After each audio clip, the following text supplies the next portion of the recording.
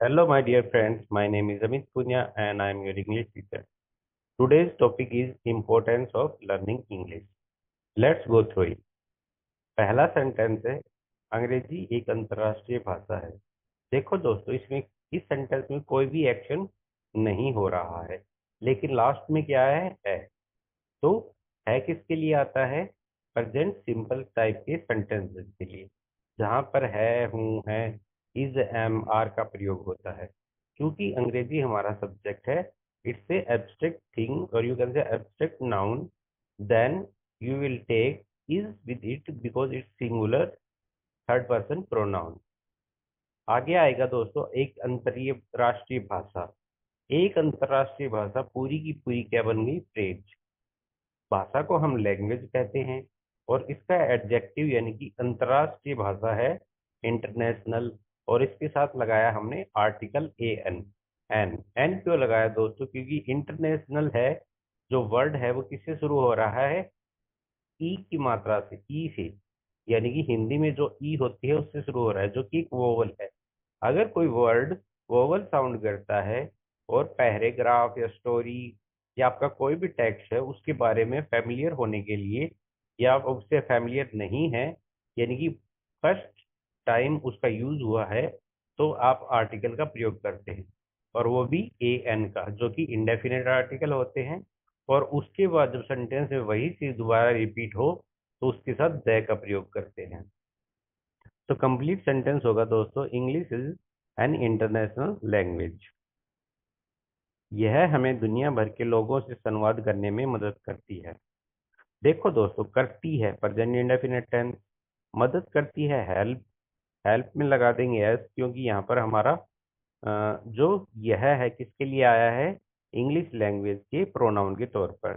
तो it helps, इसकी मदद करती है, अस यानी कि हमारी। लेकिन दोस्तों इसमें एक वर्ब और भी है, संवाद करने में। संवाद को क्या कहते हैं? कम्युनिकेट। तो इसका सेंटेंस स्ट्रक्चर कुछ ऐसा होगा, subject plus verb plus object plus verb plus prepositional phrase. और प्रीपोजिशनल फ्रेज क्या है? दुनिया भर के लोगों के साथ, with people around the world. तो कंप्लीट सेंटेंसेस क्या होगा दोस्तों? It help us communicate with people around the world.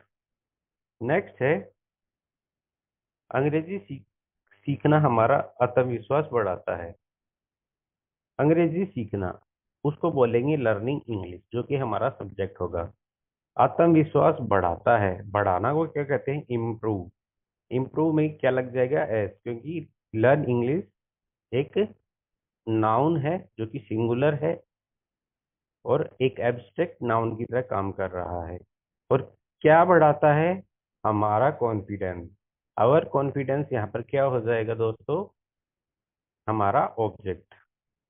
अगला है, यह बेहतर नौकरी के अवसर प्रदान करती है। यह फिर से आया है दोस्तों, यानी कि हम इट लगाएंगे इंग्लिश लैंग्वेज के प्रोनाउन के तौर पर। प्रदान करना वो कहते हैं प्रोवाइड। तो इसमें एस लग जाएगा, क्योंकि ही सी इट सिंगुलर नाउन के साथ प्रेजेंट इंडेफिनिट टेंस में क्या लगता है? वर्ब के साथ एस या ई एस। तो प्रोवाइड, बेहतर को बोलते हैं बेटर, नौकरी को बोलते हैं जॉब, और अवसर को बोलते हैं अपॉर्चुनिटीज। तो it improves better job opportunities. यहाँ पर दोस्तों इसका सेंटेंस स्ट्रक्चर कुछ ऐसा होगा, सबसे पहले सब्जेक्ट इट, फिर हमारी verb provide better job opportunities. ये कंप्लीट क्या है? ऑब्जेक्ट। क्योंकि मैंने कल आपको एक ट्रिक बताई थी कि अगर आपको ऑब्जेक्ट निकालना है सेंटेंस से, तो वर्ब से क्वेश्चन करो व्हाट, या फिर होम, या फिर फॉर होम। तो हम यहाँ क्वेश्चन करते हैं what provides better job opportunity, हमें आंसर मिल गया व्हाट से, तो इट्स एन ऑब्जेक्ट। अगला है दोस्तों, अधिकतर उच्च शिक्षा की किताबें अंग्रेजी में लिखी जाती हैं। Most higher education book are written in English. लिखी जाती हैं दोस्तों, लिखना को क्या कहते हैं? राइट। तो राइट, लिखी जाती है, ये एक तरह का पैसिव सेंटेंस है। जाती है आया है, ये प्रेजेंट इंडेफिनिट को शो करता है। और उच्च शिक्षा की किताबें अंग्रेजी में लिखी जाती है। इसमें सेंस आएगा, यानी कि किसी के द्वारा लिखी जाती है, किसी के तो द्वारा लिखी जाती होंगी, इसलिए ये पैसिव वॉइस है। हम आगे चलकर पैसिव वॉइस के लेसन में इसे सीखेंगे। तो इसे एक बार के लिए समझो कि ये पैसिव सेंटेंस है। तो हम इसको टेंस चेंज करेंगे प्रेजेंट इंडेफिनिट से प्रेजेंट कॉन्टिन्यूअस में। तो प्रेजेंट इंडेफिनिट किस में चेंज हो जाता है? कॉन्टिन्यूअस में। तो कॉन्टिन्यूअस की जो हेल्पिंग वर्ब होती है वो होती है इज, एम, आर। और यहाँ पे बुक्स हमारा सब्जेक्ट है, तो बुक्स एक बहुवचन यानी कि प्लूरल नाउन हुआ, तो इसके साथ लगाएंगे हम आर। और लिखने को बोलते हैं राइट, राइट की थर्ड फॉर्म लगाएंगे रिटन। और किस में लिखी जाती हैं? In English. तो most higher education books are written in English.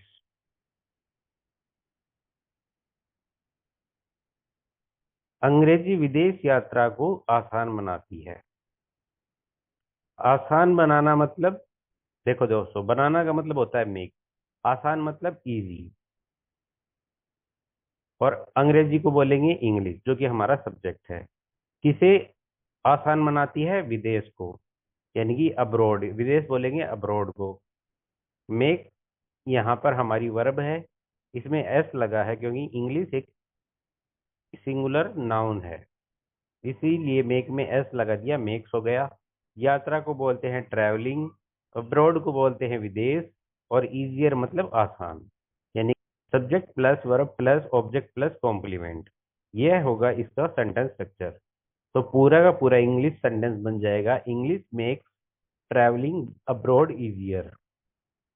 अगला है दोस्तों, इसीलिए हर व्यक्ति को गंभीरता से अंग्रेजी सीखनी चाहिए।